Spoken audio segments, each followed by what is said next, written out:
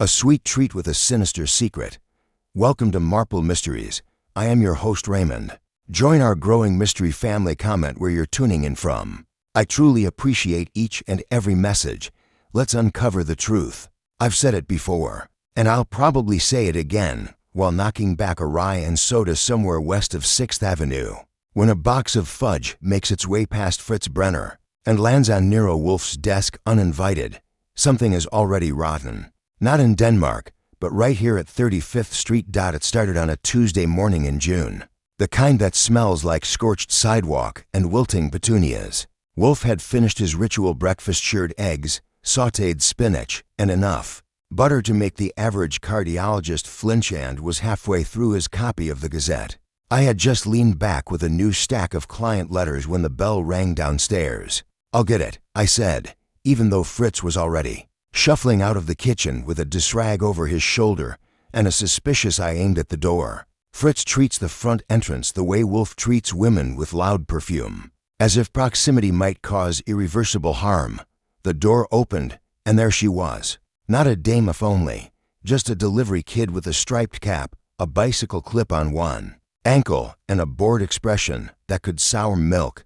"Package for Mr. Nero Wolfe," he said, handing me a small brown box. "Says it's perishable." It had no return address, just Wolfe's name in neat cursive and a red ribbon tied with the kind of care usually reserved for Valentines or ransom notes. Now, Wolfe doesn't like surprises. He especially doesn't like packages that skip protocol. So when I set it on the corner of his desk, he glanced at it like it had teeth. "I assume," he said without lowering the newspaper, "that you've already confirmed it isn't ticking? No ticks, no wires, no snakes, unless they've learned to hold still." Wolfe grunted. "That's his version of a background check." I opened it. I held out the flap. Inside was a square tin with a glass lid, lined in gold foil. Fudge. Thick, dense, dark fudge. The scent hit me like a sugar uppercut chocolate. Yes, but also orange zest, something floral, and a cinnamon. Maybe cardamom. Not my beat. "Who would send you fudge, boss? Someone presumptuous," Wolfe muttered, finally folding the paper. "Or desperate. Did it come with a note?" "Nope, just a tin.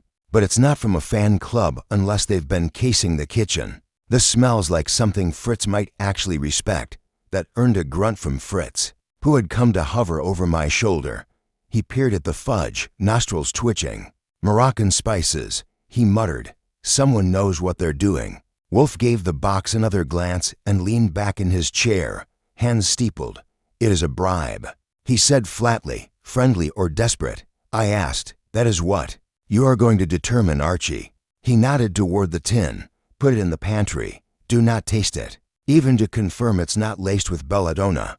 No, that, too, would be presumptuous. That should have been the end of it, except 2 hours later, the woman showed up. She arrived without an appointment, which in Wolfe's world is like entering the Vatican without pants. But she got as far as the hallway before I intercepted her. Tall, late 30s, sleek bob, steel gray dress, and a voice like she once taught elocution to diplomats. "I'm here to speak with Mr. Wolfe," she said.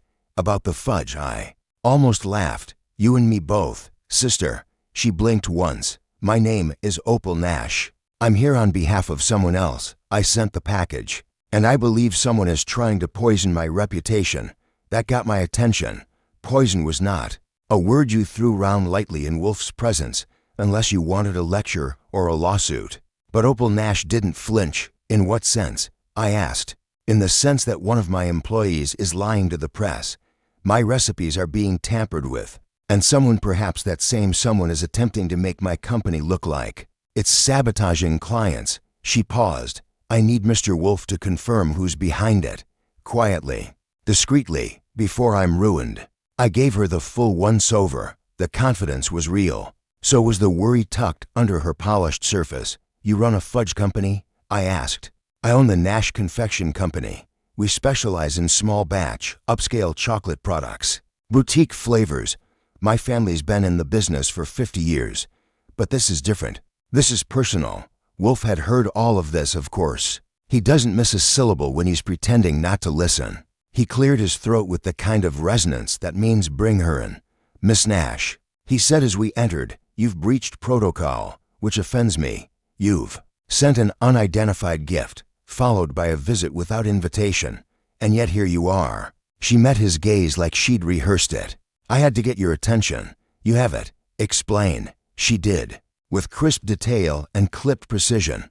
"A week ago, a celebrity chef in Tribeca accused Nash Confections of slipping allergens into his custom chocolate order. The press pounced. Then a rival shop posted an anonymous tip about hygiene violations. 2 employees quit with oddly similar letters. The fudge she sent us," she said, "had already caused a stir. One client claimed the batch made her dizzy. Another said it tasted like soap. But we have tight controls," Opal insisted. "And I've started to suspect someone's tampering internally, either to sink me or to get leverage." "Why us?" Wolfe asked. "Because if it is someone inside my circle, I can't go to the police. I need discretion. Reputation is half my business. You're known for subtlety and outcomes." Wolfe steepled his fingers again. "You do not offer money. I offer exclusive rights to the story, should you want it. And I'm prepared to pay your fee." Quietly, he didn't nod. He didn't blink. I could feel it, though. The wheels were turning. "You believe the sabotage is motivated by revenge?" Wolfe asked. "Yes, or leverage, or both." "Then you've just expanded the suspect pool beyond practicality," he said.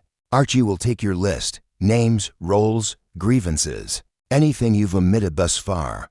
You will return tomorrow at 4 o'clock. That was it." Wolfe didn't dismiss her. He didn't need to. She stood, straightened her bag, and left without another word. When the door shut behind her, Wolfe exhaled. "Archie." "Yes, sir." "Do not eat the fudge. Still, I am formulating a theory. I had the tin in the pantry again that night, its golden glint catching the kitchen light like it knew more than we did. And just like that, our quiet week had melted into a swirl of sugar, sabotage, and suspicion. By the time the fudge tin was sealed in a Ziploc and stored on the 3rd shelf of the pantry, where Fritz keeps things he wants to forget, but can't throw away, the brownstone was already beginning to twitch at the seams. Wolfe, who considers even a change in barometric pressure a hostile intrusion, had agreed to take the case with all the cheer of a man consenting to surgery without anesthesia. But the truth was, he was intrigued, which meant I was going to earn my keep. The next morning, after Wolfe's usual 2 hours with the orchids, God help any living soul who tries to reach him, between 9 and 11 I was dispatched to retrieve the necessary background from Miss Opal Nash. She was waiting for me in a corner booth at a quiet espresso bar on the Upper West Side, nursing something that looked too healthy to be interesting. She had traded the steel gray dress for navy blue, but the eyes were the same, sharp, unreadable, and wired with tension.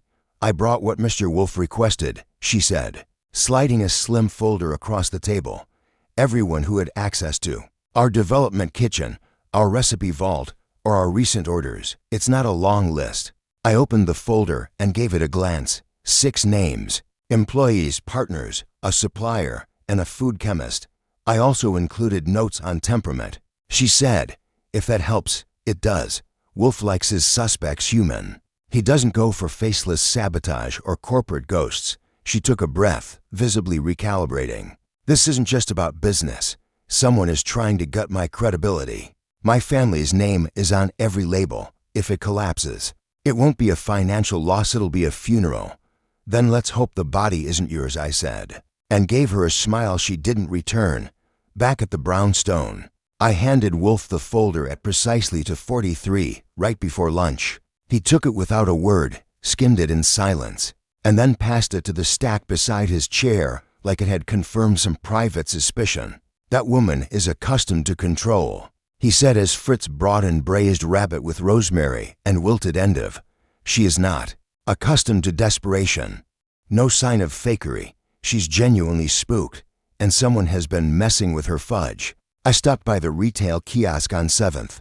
The manager says they've had 3 returns in the last 2 weeks. All the same batch, all complaints about taste, soapy, bitter, or chemical. One woman said it tasted like regret. That is quite a feat for a confection, unless someone's swapping ingredients at the last minute.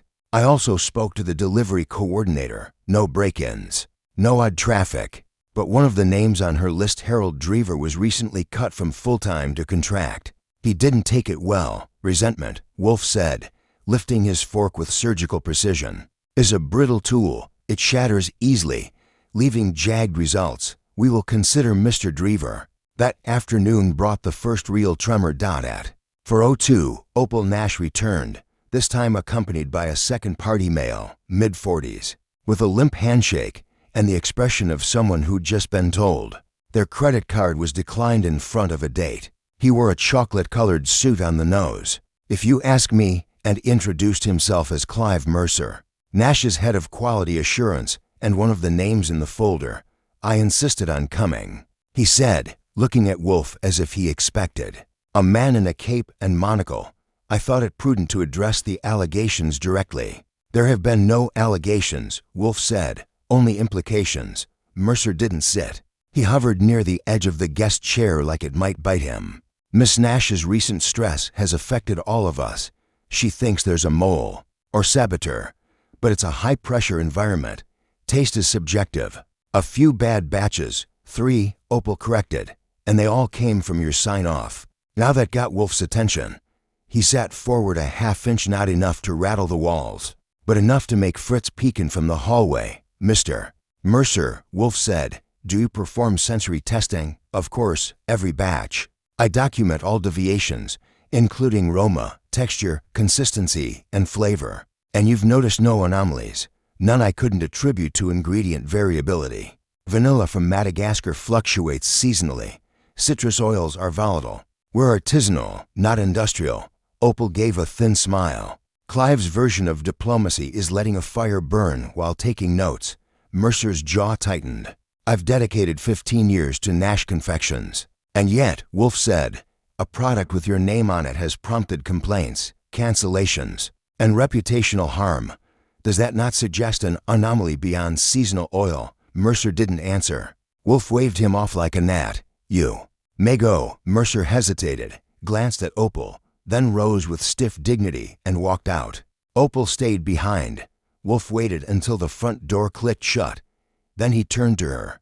Mr. Mercer, he said, is not a fool, but he is concealing something, possibly incompetence, possibly complicity. I agree, but I can't fire him without proof. You won't have to. Wolfe murmured. Archie, the others on the list, already queued, I said. I'll start with Harold Drever. Wolfe nodded, satisfied, and shifted his gaze to the pantry. For the first time, he acknowledged the tin. Fritz, bring the fudge. Fritz did so, with the same reverence he might use for a loaded pistol. Wolfe didn't touch it. He examined it, smelled it, studied the edges. There is no mold, no visible contamination. He motioned to me. Double quotes Archie. You will take this to Inspector Kramer's chem lab. Request a full panel. Preservatives, flavor agents, toxins. You will emphasize discretion. Kramer's not big on subtle. He likes to come in loud, then break furniture. Then do not speak to Kramer. Speak to Heller. That meant Sergeant Heller, the one man in Kramer's division who could sneak a fingerprint off an ice cube and still make it to his daughter's recital. Wolfe leaned back. We are no longer dealing with taste alone. We are dealing with intent.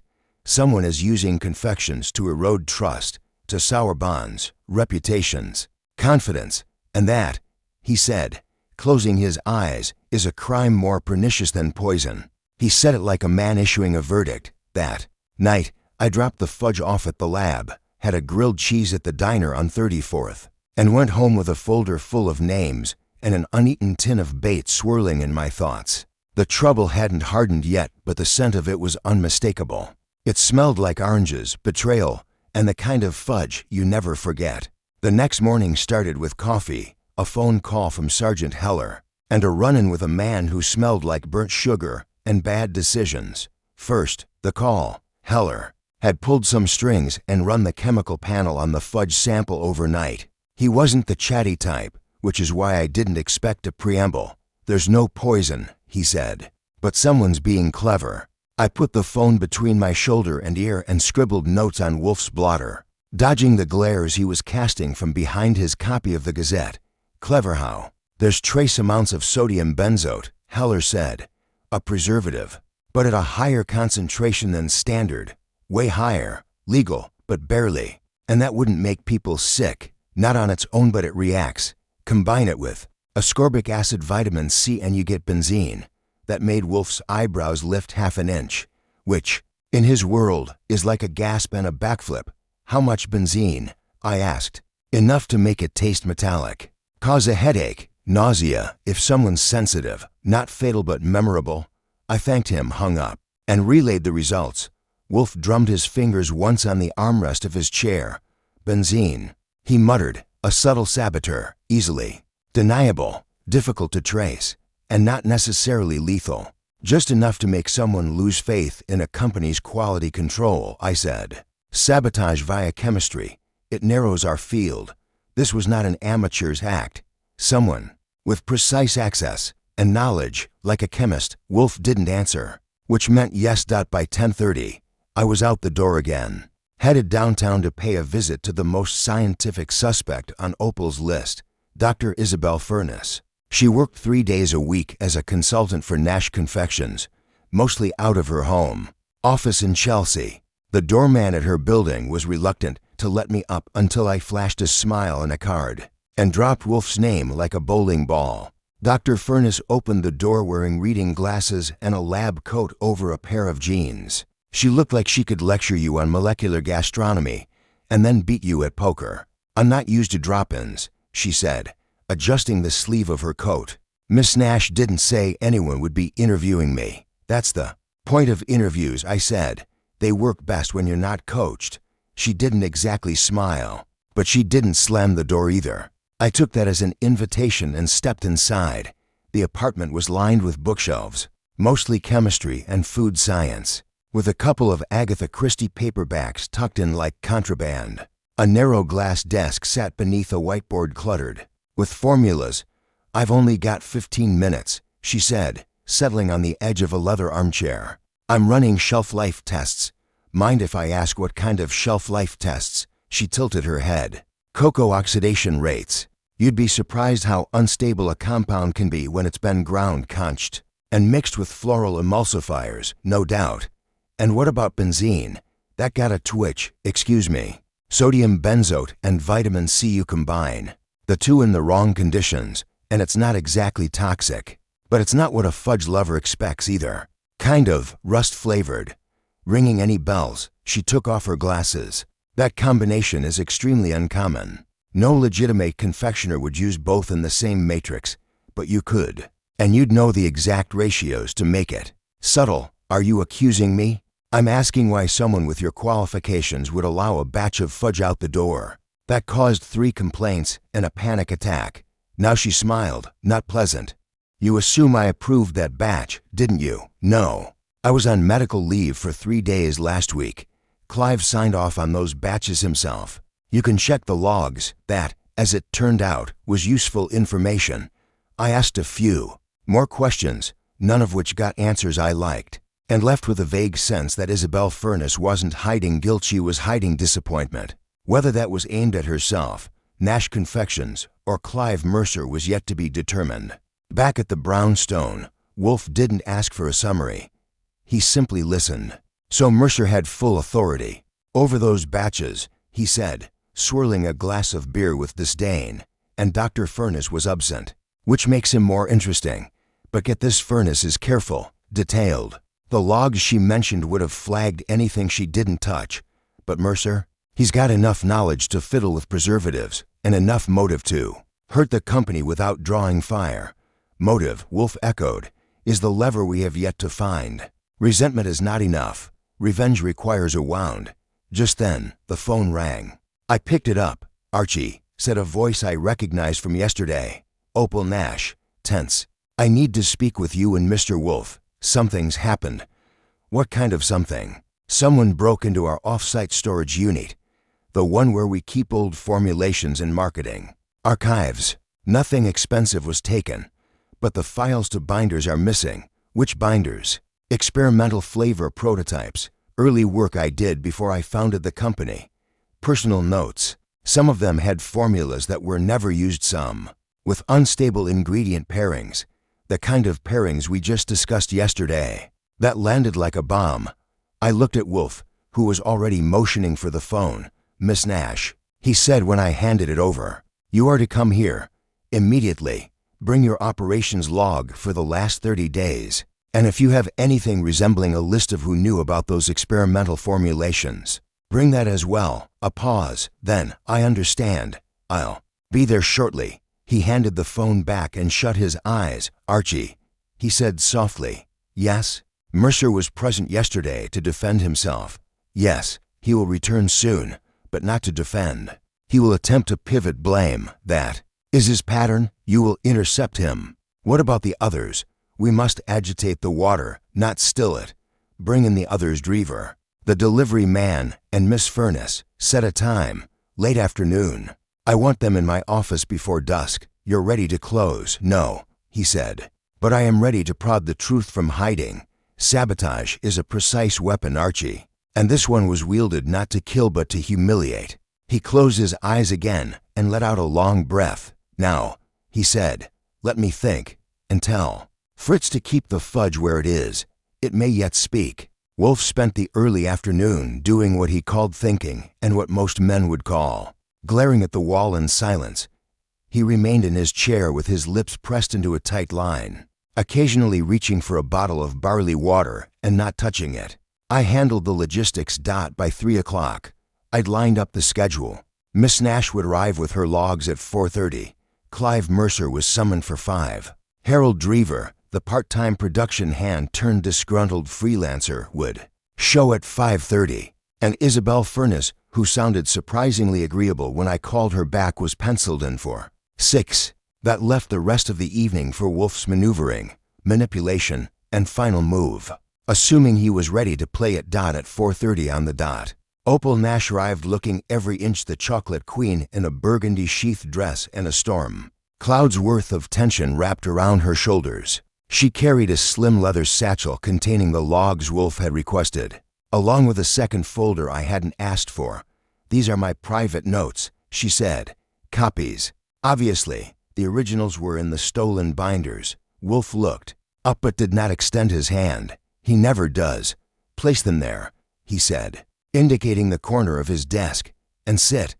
I want you to tell me something. She lowered herself onto the red chair, Wolfe's designated client seat, rarely granted more than once, and waited. Did Clive Mercer have access to those private notes before you founded Nash Confections? Yes, she said without hesitation. He was a consultant when I was still developing recipes out of my apartment kitchen. He helped stabilize emulsifiers and advised me on production scaling. He's brilliant in that area. And did you trust him? I did. Until recently. He's become defensive, possessive of the lab, and evasive when asked for details. But if you're asking whether I believe he stole the binders, I don't know. It feels more like he's covering up someone else's mess. That is not useful, Wolfe said, and turned to me. Archie, the log. I handed it over. Wolfe began thumbing through it with the speed of a man whose memory processes in shorthand. These entries, he said, pointing to a spread near the middle, indicate that 3 batches coded for 1-1C, for 1-D, and for 1-3C were signed off by Mercer during Dr. Furness's absence. Yes, Opal confirmed. That was the week I sent you the fudge. And these batches, Wolfe said, tapping again, were made using ingredients supplied by a secondary vendor. Why? Because our regular supplier Nero Farms had a delay in shipping. We substituted citrus oils and cocoa butter from Pinnibridge Ingredients. It's listed on the procurement log. I was watching Wolfe's face like a clock. That little tick in his cheek that signaled interest was twitching once every 5 seconds. So, he said softly, we have a compound not meant for public consumption, an absence of oversight, a substitution of ingredients, and a man in position to conceal, manipulate, and obscure every link in the chain. Fascinating. The bell rang. Fritz, punctual as always, ushered in Clive Mercer. He was wearing the same brown suit. This time, the knot of his tie looked tighter, his complexion grayer. He didn't sit. Mr. Wolfe, he said, nodding. I received your message. Yes, Wolfe replied. And I want to be clear. You are not here to defend yourself. You are here to listen. Mercer stiffened. To what? To the truth. Or as near to it as I can arrange. Mr. Wolfe, sit down. Mr. Mercer. For once, Mercer did, not gracefully. I have reviewed the logs, Wolfe said. I am now in possession of chemical analyses, timelines, and motive. I do not require your cooperation, but I offer you the opportunity to avoid public embarrassment. I haven't done anything wrong. Of course not, Wolfe said. Blandly, you merely approved a tainted batch while your supervising chemist was absent. You accessed long-abandoned experimental formulas. You substituted vendors. And you permitted the release of product that has cost your employer clients credibility and trust. Incompetence, then, not sabotage. Mercer said nothing. Opal was gripping the arm of her chair. Clive, she said, voice low. Is there something you need to tell me? I did what I had to. He muttered. You've frozen me out. You've made every major decision without me for months. You started taking Isabel's advice over mine. Do you know how many hours I've spent rebuilding your messes? Ah, Wolfe said. There it is. The wound. Mercer looked at Wolfe, then at Opal, and then crumbled like a sofa pulled too early from the oven. I didn't think it would cause harm, he said. I just wanted a batch to fail, one batch, so that she'd see I still mattered, that I was indispensable. You used her formula, I said, stepping forward, the one from the old notes. You didn't steal the binder, you already knew it by heart. I tweaked it, Mercer admitted. Slightly, enough that it would taste wrong, but not enough to be traced. I figured the blame would land on the new ingredients. And now, Wolfe said, you have proved that you are not indispensable, merely dangerous. Mercer stood, slowly. What happens now? I am not the police, Wolfe said. You are free to leave. What Miss Nash chooses to do with you is her prerogative. Mercer turned toward Opal, but she did not meet his gaze. Fritz showed him out in silence. I turned to Wolfe. So that's it. No, Wolfe said. That is the wound, but not the saboteur. I blinked. Come again? The tainting of the fudge was too precise, too repeatable. Mercer provided motive and opportunity but not means. He is not a chemist. Then, Dr. Furness, Wolfe said, will be here soon, and she will give us our answer. I glanced at the clock. 5:58, right on schedule. Archie, Wolfe murmured, prepare the chairs. We will have all of them here before the hour is done. Who else? Harold Drever, and the delivery boy, if possible. He paused. The time has come to summon the circle. Wolfe didn't like groups. He preferred conversations one-on-one, ideally with someone intelligent, enough to follow his reasoning, but too intimidated to argue. So when he asked me to summon everyone for a group audience, the circle, as he'd put it, I knew he was moving toward the endgame. Not there yet, but circling. By 6:15, the chairs were arranged in a semicircle in Wolfe's office. Fritz had drawn the curtains and dimmed the lights just slightly. A touch Wolfe claimed reduced visual distraction and heightened focus. It also made people sweat. Fritz knew what he was doing. Opal Nash returned first, composed but brittle as if someone had replaced her skeleton with cracked porcelain.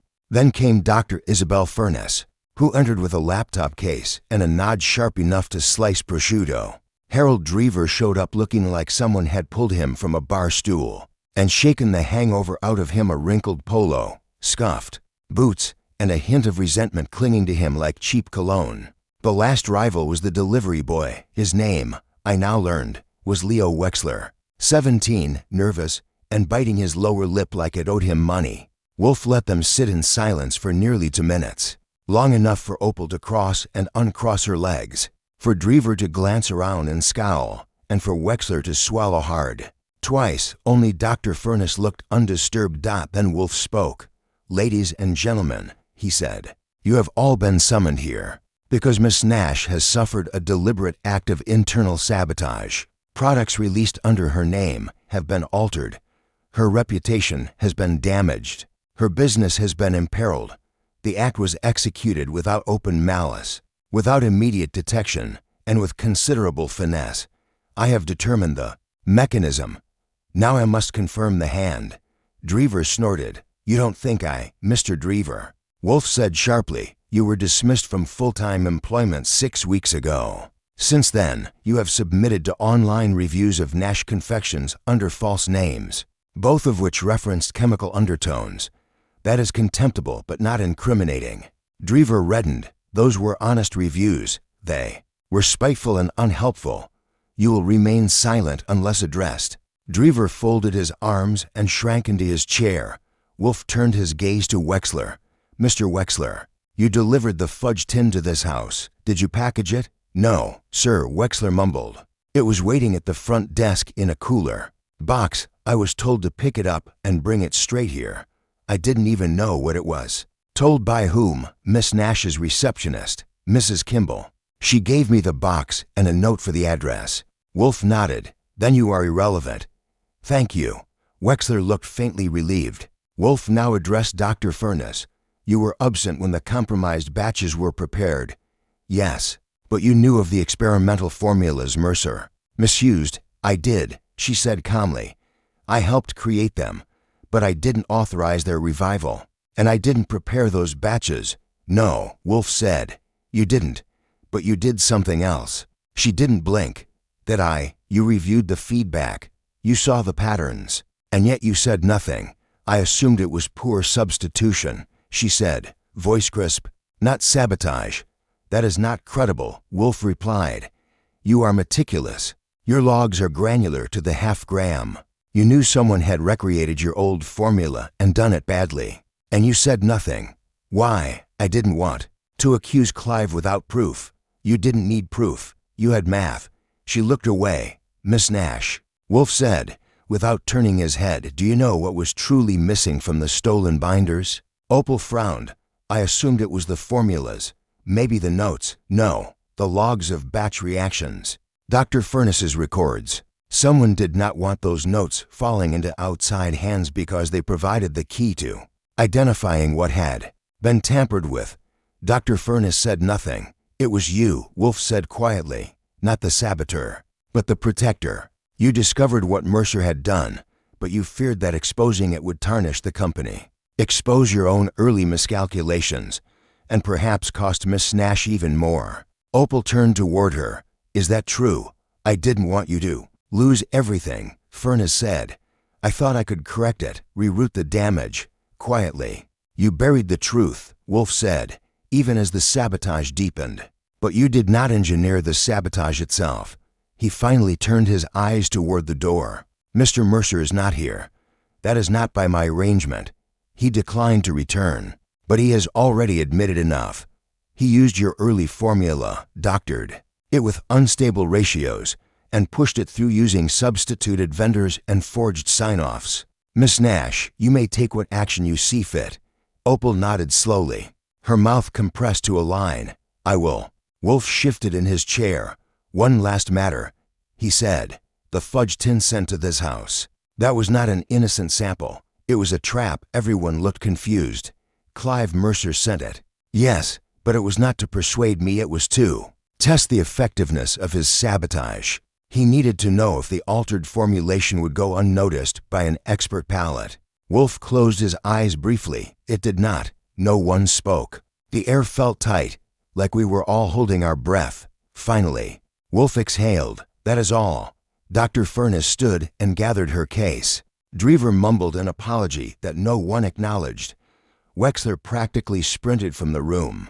Opal lingered only long enough to say, thank you, when the door finally shut behind them. Wolfe groaned softly. Fritz, he called beer. I asked, so what tipped it? Wolfe opened one eye. The flavor, soap, bitterness, citrus. No amateur could calibrate that. It required someone with access and just enough resentment to act. Mercer. Yes. And Dr. Furness, her silence was complicity, not guilt. What about the fudge? He lifted his glass. A failure, Archie, and a confession dinner. That night was roasted duck with lavender honey glaze and buttered turnips, served at precisely 7:15 by Fritz, who had opinions about sabotage, both culinary and personal, but wisely kept them off the record. Wolfe ate slowly, silently, his mind still chewing on finer shreds of the day's revelations. I didn't press him, not during dinner. At least, I knew the rules. Talking during meals was reserved for cuisine, orchids, or insults hurled at Kramer when he wasn't in the room. But when Fritz brought the espresso and stepped out, I cleared my throat and eased into it. So what's left? Wolfe, who was halfway through his sip, paused long enough to send a glance toward the office door.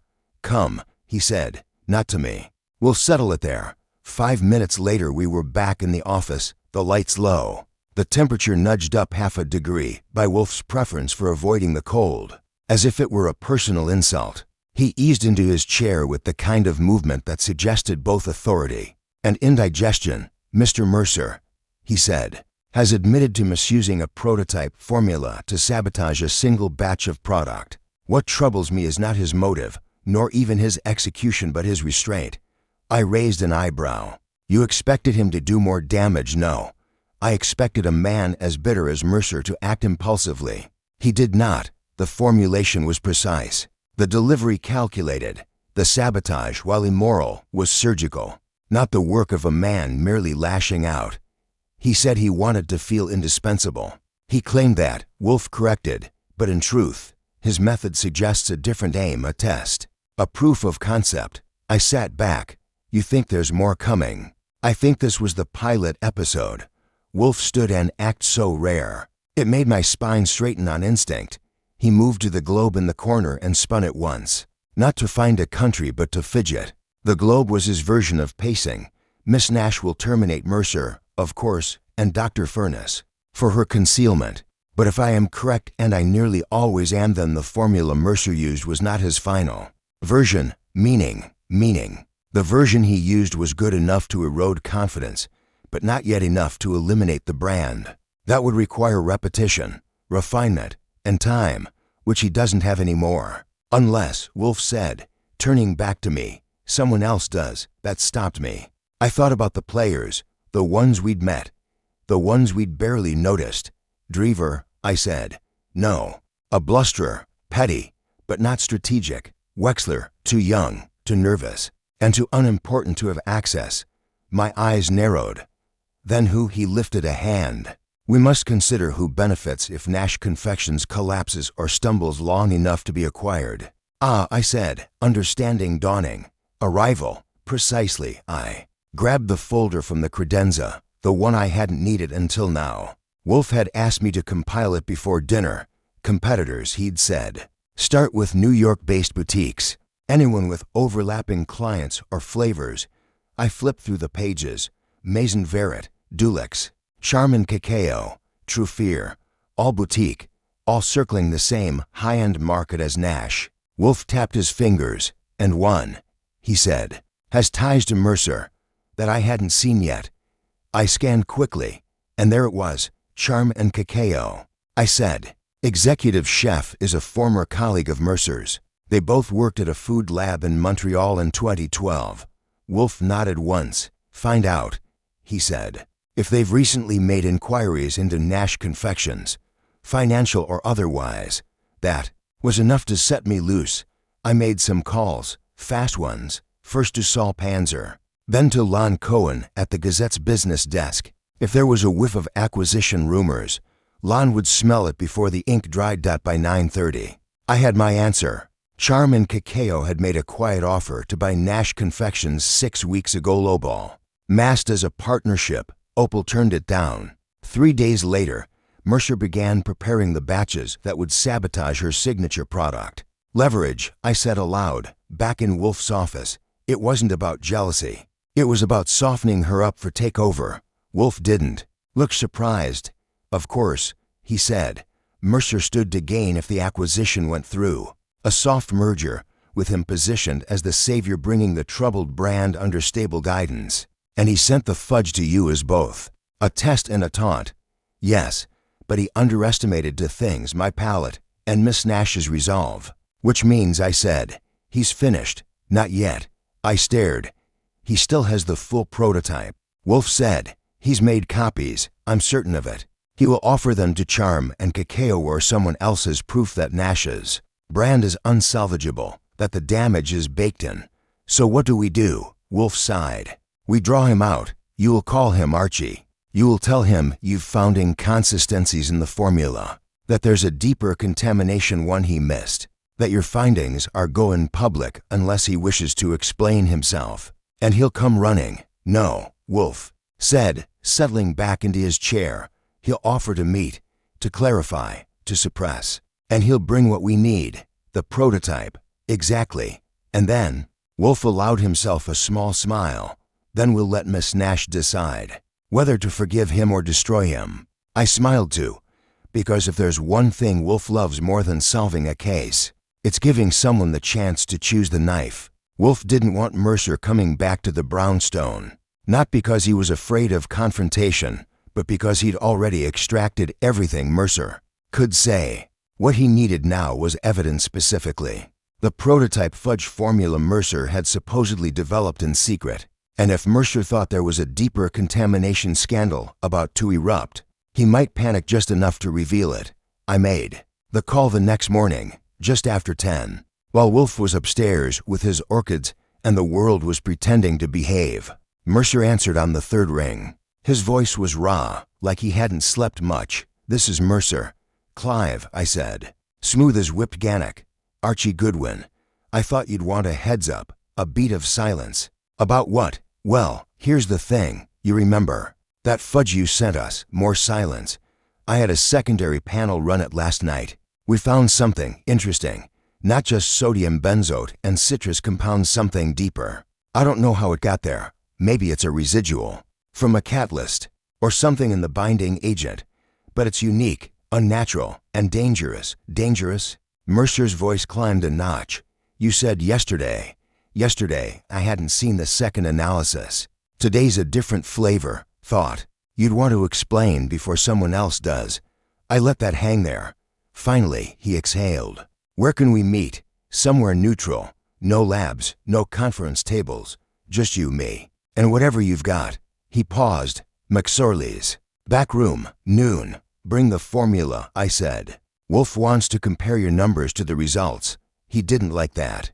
I could hear it in the pause, but he said yes. At 11:50, I walked into McSorley's Ale House on East 7th and gave the bartender a nod. He didn't return. The place smelled like beer-soaked oak and century-old regret. Mercer was already in the back, nursing something pale and cheap in a wide-mouthed glass. He looked like a man who'd tried to outdrink his conscience and lost. "I brought it," he said, sliding a slim envelope across the sticky table. I didn't touch it right away, still claiming this was a solo act. I asked, "No one pushing you from behind?" "No one had to," he muttered. I did the math. I saw the trend. Nash was heading toward collapse. The bad press, the lawsuits, the retreating contracts. Charm and Cacao were going to swoop in eventually. I just wanted to make myself essential when they did. By proving Nash's formulas were compromised, he nodded, and by offering a cleaner, more stable version, something I could control. I finally took the envelope. Inside was a typed page, crisp and clinical, flavor components, ratios, emulsifiers, molecular binding agents, and annotations referencing obscure chemical behavior under heat. Mercer said nothing else. I didn't press him. I just nodded, left a 20 on the table, and walked out. By the time I returned to the brownstone, Wolfe was back from the plant rooms and glowering at the world. From behind his desk, I handed him the envelope without a word. He opened it, read silently for 3 minutes, and set it down. "It is more refined," he said.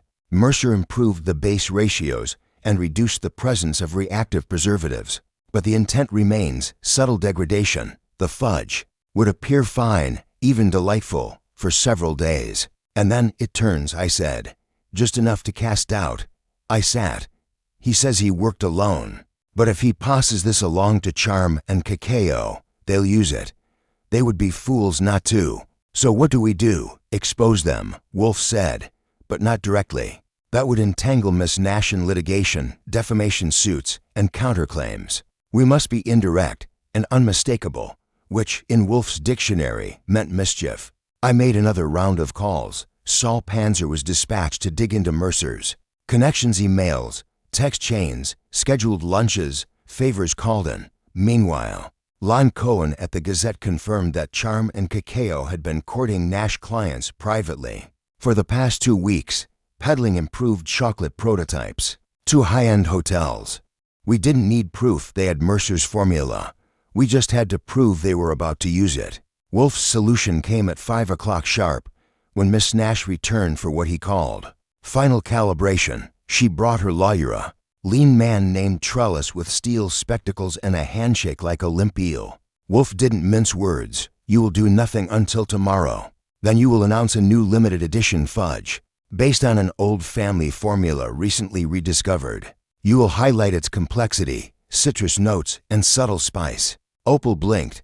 But that's exactly the formula Mercer intends to sell. Wolfe steepled his fingers. By announcing it publicly, first, you establish primacy. Any competitor who releases a product with the same profile will appear. Derivative, worse predatory. That, Miss Nash, is your shield. Trellis adjusted his glasses. A good bluff. No, Wolfe said. It is a preemptive stake. You need not use the actual formula. Merely claim its characteristics. Anyone mimicking it thereafter will be exposed by timing and implication. Opal smiled. It was the first real smile I'd seen from her all week. Consider it done. The next morning, her company issued a press release about a new premium line clementine noir featuring reinvigorated notes from the founder's earliest experiments. Social media buzzed. Bloggers speculated. Clients placed pre-orders, and 3 days later, Charm and Cacao released a preview of their new spring flavor, Midnight Orange Spice. It took less than 6 hours for food journalists to cry foul. The overlap in flavor notes, tone, and even backstory was damning. By the end of the week, Charm and Cacao retracted their launch, and Clive Mercer, according to Saul, boarded a one-way flight to Toronto with nothing but a carry-on and a credit card that had already been flagged for suspicious activity. That Friday, back at the Brownstone, I leaned against the office door as Wolfe polished off the last of his beer. So I said, no arrests, no corpses, no gunfire in the foyer. No, he agreed, merely fraud. Hubris and Fudge would have made a good headline. He gave me a look. Cleverness belongs in execution, not in titles. That is your province, not mine. I grinned. Then how about this one, Nero Wolfe, and the fudge that fooled everyone? He grunted. But he didn't object.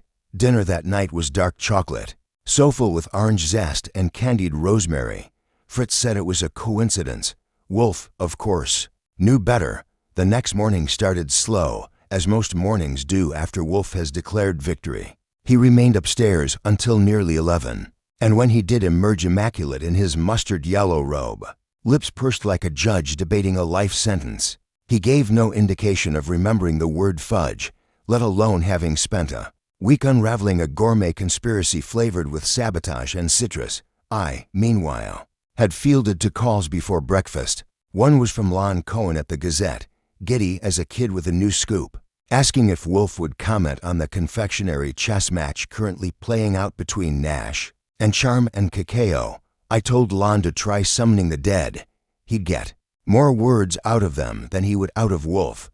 The second call was from Miss Nash herself. She didn't want an update, she wanted to say thank you. They withdrew the flavor officially this morning, she said, and the rumor is they've canceled their spring launch entirely. The bluff worked. Of course it did, I said. You followed Wolfe's orders. I'm sending over a gift, she said. A real one this time. No surprises, no chemistry experiments. That gave me a pause. You're sure? She laughed. I promise, it's safe to eat. An hour later, a discreet delivery man with a branded apron arrived at the Brownstone. The box he carried was glossy white with gold trim and a thick ribbon. Fritz met him at the door and examined the package like a suspicious customs agent. It's from Nash Confections, I explained. A peace offering, or maybe a war trophy. Fritz raised an eyebrow and sniffed the air around the box. You will forgive me if I test it before I serve it. You can lab test it, carbon date it, or perform an exorcism on it.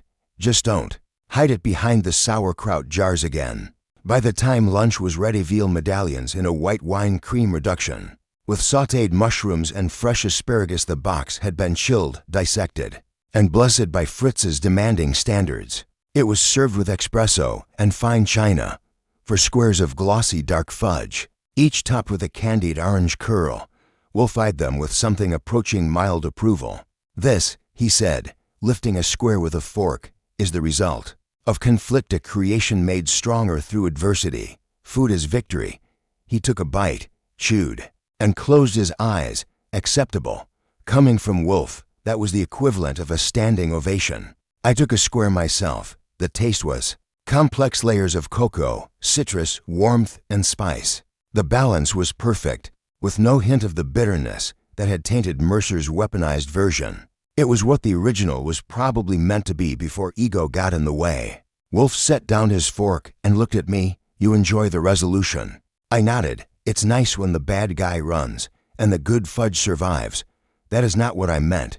He wiped his mouth carefully. You enjoy the absence of disorder, the return to routine, the restoration of pattern. Sure, I said, and I enjoy not being poisoned, too. Wolfe permitted himself the ghost of a smirk. Sabotage, he said, is a fascinating sin. It requires foresight, patience, and cruelty. It is the calculated distortion of what others have built, and it is always born of envy. That's what got Mercer in the end. Not envy, Wolfe corrected, the illusion of importance. He wanted to prove he mattered by demonstrating how much damage he could cause. That is the tragedy of his kind. You don't think he'll try again. He will, Wolfe said. But elsewhere, with lesser targets. That is the curse of such men. They never stop. They merely fall to smaller stages. Fritz cleared the plates with his usual reverence, saving the untouched Fudge square for Wolfe's midnight consideration, and retreating to the kitchen with the soft glide of someone who respects silence as much as seasoning. I poured myself a second espresso and leaned back in the red chair. Want to hear the latest gossip? I asked. No. Good, I said. I'll tell you anyway. He sighed. Opal Nash has already received 2 new distribution offers, one from a boutique grocer chain in Boston, the other from a subscription dessert service out of California. Seems like all it took was charm and cacao publicly humiliating themselves for people to remember she knows her cocoa. Predictable, Wolfe murmured, and she's thinking of rehiring Dr. Furness. By the way, that made him frown. She lied, she concealed, I corrected. Bad choice, maybe, but she didn't profit from it, and she did try to fix it. She failed, Wolfe said. She's human, I countered. Wolfe narrowed his eyes. You are defending her. No, I said. I'm observing that even the smart ones can trip when they're trying to protect something they believe in. You should relate. That earned me a low grunt and no further response. By 3 o'clock. Wolfe was back to his usual self, shoulders settled, paper in hand, orchids on his mind, and me with a short list of errands I had no intention of completing. Until the next day. There were no new cases on the horizon, no surprises in the mailbox, and no Fudge tins with malicious intent waiting by the door. Just silence, order, and the soft hum of Fritz washing up in the kitchen. When I finally headed out for the evening, Wolfe was already halfway through a monograph on saffron purity standards and had no intention of pausing. I stood in the foyer and slipped on my jacket. Need anything while I'm out? No, he said without looking up. Bring nothing, speak to no one, and for God's sake, do not return with confections. Not even the kind that doesn't bite back. He didn't answer. I smiled to myself and stepped out into the cool, clean hush of the city evening. Behind me, the brownstone resumed its natural state, quiet, watchful, and immune to Fudge, fools, and everything in between. The next day brought rain, long, slow sheets of it falling against the windows like a metronome no one had asked for. Fritz took it as an excuse to bake, and the smell of cardamom-laced pear tart drifted through the brownstone, while Wolfe remained ensconced in the plant rooms. He'd declared the world adequately subdued for one day and instructed me not to speak to him unless something caught fire, either metaphorically or in Fritz's oven. I didn't argue. We'd earned a lull. Still, there's something about the day after a case that's always a little uneasy.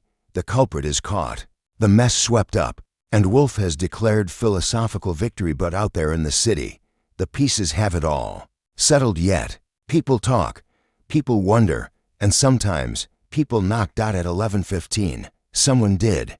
Not a client, not a courier. Inspector Kramer. Now, Kramer doesn't show up without purpose, and he certainly doesn't bother with umbrellas, which explained the damp semicircle forming on our parquet floor as he removed his hat, and gave me the glare he saves for tax evaders and cabbies who don't signal. Where's he? Upstairs, terrorizing orchids. Get him. I sighed. What's the urgency? Kramer shoved a folder at me, thick with printed emails and a city lab report tagged in red. This is why. You tell your genius friend I need 5 minutes, and that it's not optional. Fritz, overhearing from the dining room, took one look at Kramer and quietly abandoned his coffee service.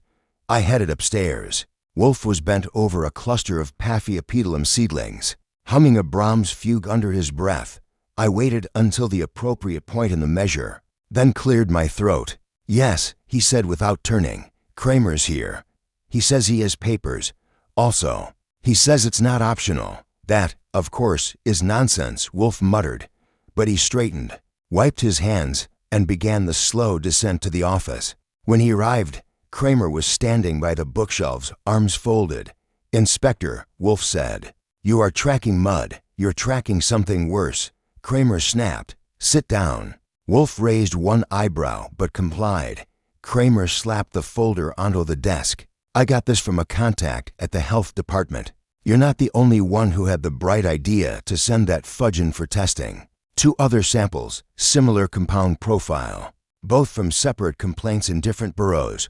One went to a restaurant wholesaler, the other to a hotel. Wolfe didn't respond. He just reached for the folder and started flipping through the analysis. Let me guess, I said. Same benzotascorbate combo. Worse, Kramer growled. Modified version. Less citrus, more aromatic filler. One victim had an asthma flare-up. That's medical territory. You're not just talking nausea, now you're talking real harm. Wolfe grunted and leaned back. Mercer. He said. Mercer's fled. Kramer snapped. I've got him flagged on for agency lists and no idea what name he's using now. But what's interesting is that both samples were traced back to a flavor consultant who matches the description of one Isabel Furness. That made me sit up straighter. She said she wasn't involved, I said. That she concealed Mercer's tampering, not collaborated. I don't care what she said, Kramer growled. One more sample with her name on it, and I've got a case. I just need motive. Wolfe tapped his fingertips together. You won't find one. Why? Because she's not your culprit. She's your liability. Kramer scowled. Explain.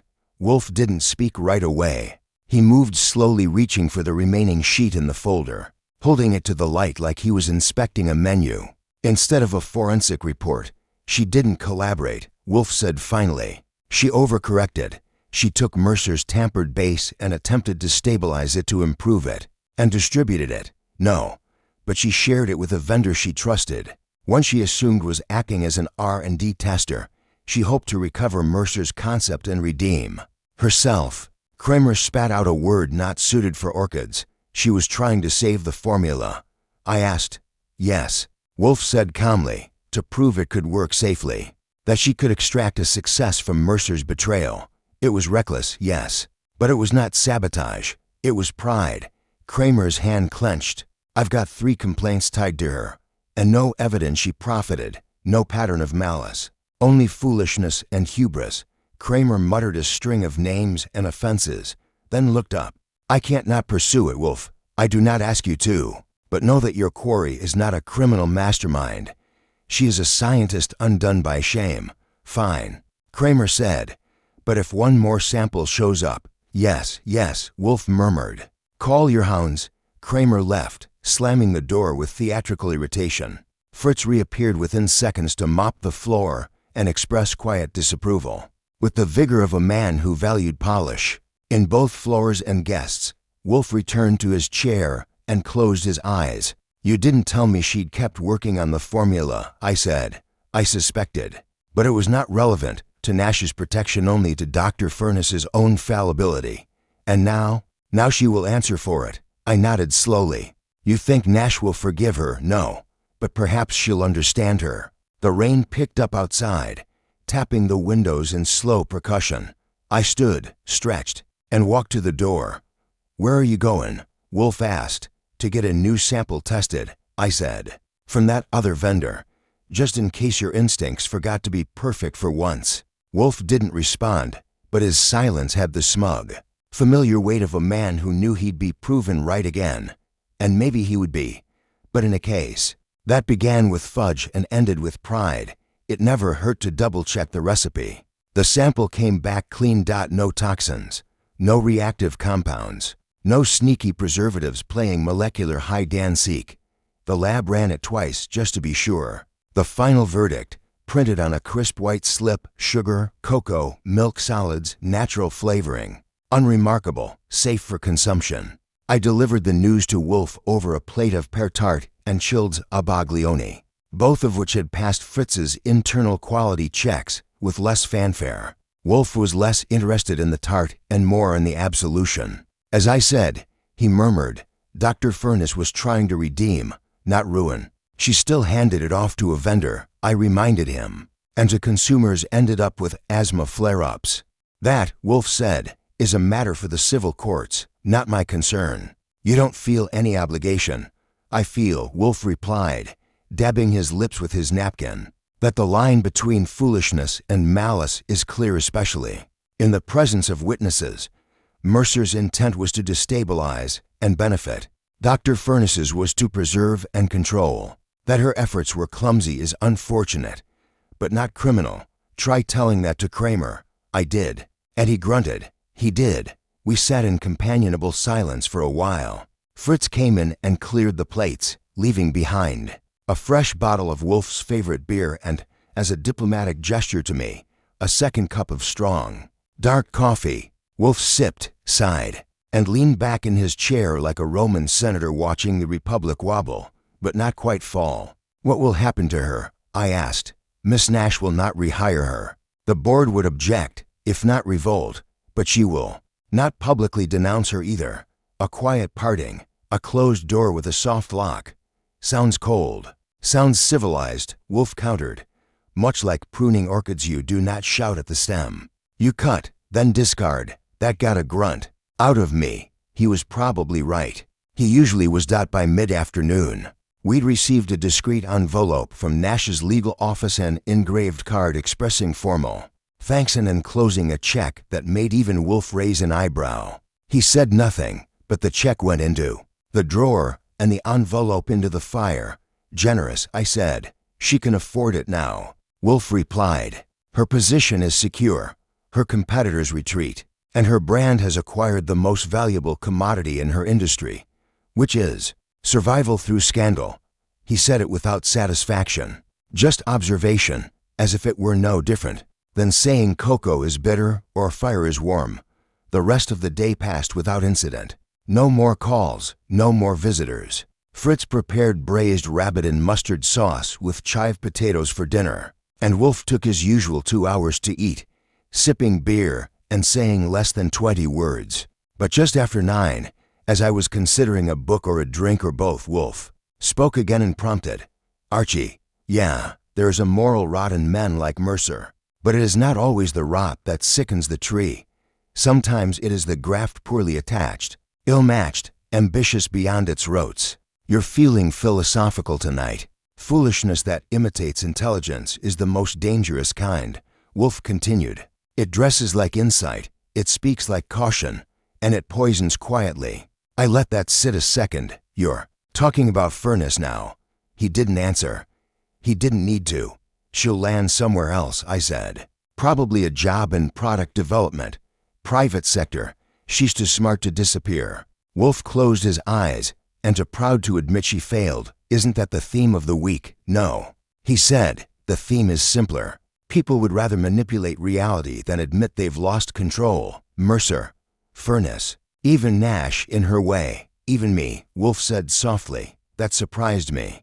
Not because it wasn't true, but because he said it aloud. You think you manipulated this one? I controlled it. He replied. That is not always better. I leaned forward, arms on my knees. You're not feeling guilty, are you? No, Wolfe said. Only aware. He stood slowly, precisely, and moved to the window. Outside, the rain had stopped. A soft fog was settling over the brownstone rows, wrapping everything in velvet silence. Wolfe looked out, then drew the curtain closed. Tomorrow, he said, we will return to our routine. breakfast at 8, orchids at 9, no new clients before 11. I grinned. Just like that. Just like that. You don't think another fudge tin's going to show up, if it does? Wolfe said, turning back toward his chair. I will eat it only under protest. You didn't eat the first one. Precisely. We both laughed. A real laugh, clean and earned and needed. I poured us each a small drink from the decanter, handed him his, and raised mine. To the end of sabotage, I said. To the end of foolishness.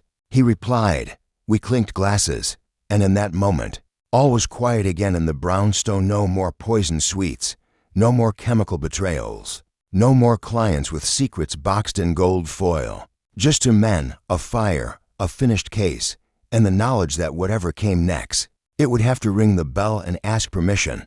Wolfe sipped once, then set the glass down. And Archie, yeah, if a woman shows up tomorrow claiming her truffles made her psychic, send her away. I grinned. You're learning boundaries. No, he said. I'm preserving sanity. He leaned back, closed his eyes, and let the quiet take him, and I let it stay that way. It was 3 days after the fog lifted and 1 day before Wolfe threatened to burn the mail unopened. If another confection-themed envelope appeared on our doorstep, we were back in the groove. His chair reclaimed its customary creak. Fritz was composing a spring menu in minor culinary symphonies, and I was mostly free to get in trouble. That wasn't laced with benzene. I was halfway through a sandwich smoked turkey slathered with cranberry mustard when the last thread pulled taut. The call came from Lon Cohen, of course. He has the instincts of a bloodhound and the tact of a foghorn. But that day, his voice was low, precise, almost curious. Archie, he said. You said Mercer fled, right? He did, I confirmed. Toronto, 1 suitcase, probably under an alias. Lon hesitated. He didn't make it far. Customs caught him at Pearson. He was carrying 6 vials of liquid compound and a full printout of the Nash formula, annotated. Handwritten notes, selling it to a startup chocolatier in Ontario. I didn't say anything right away. Here's the part that'll interest Wolfe, Lon continued. He wasn't acting alone. Not entirely. That got my attention. Define not entirely. The vendor that Furnace shared her stabilized version with, they'd already had contact with Mercer. He approached them first. She just thought she was fixing what he'd started. They were both circling the same prize, different motives, same target. Which means, it means she gave him a cleaner version to weaponize. I hung up and walked into the office.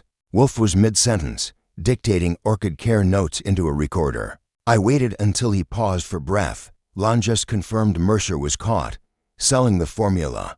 And, I added, he'd already reached out to the same vendor Dr. Furnace used. They weren't strangers. They were partners, or close enough. Wolfe didn't move, not for 10 seconds.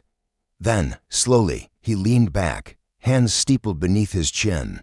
I was wrong, he said. That was not a phrase you heard in that room. It felt like the walls shifted half an inch.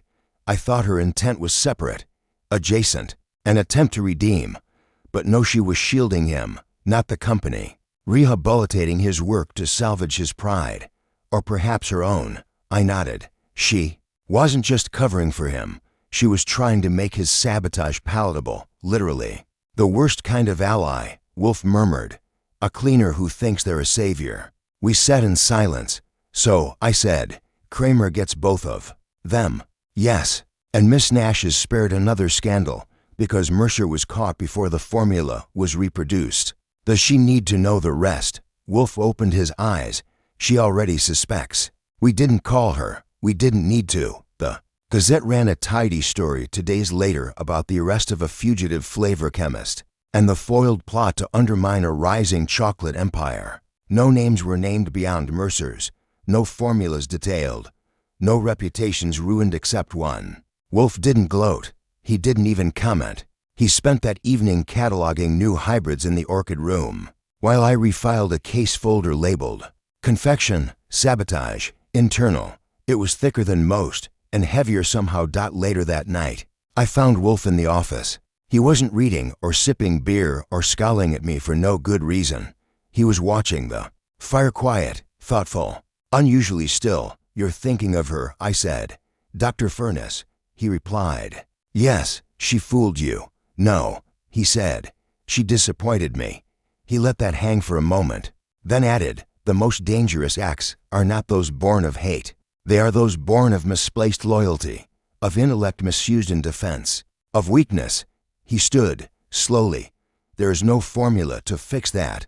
I watched him walk toward the hall, his steps even, his posture tall. At the doorway he paused. Archie, yes, tomorrow, no fudge, no visitors, no vendors with partnership offers. We will have a quiet day, you sure? I insist. And with that, he vanished into the hallway, leaving me alone with the fire and a file, full of bitterness wrapped in velvet ribbon. Outside, the city pulsed on sweet, sharp, and unknowably layered. Inside, peace returned, at least for now.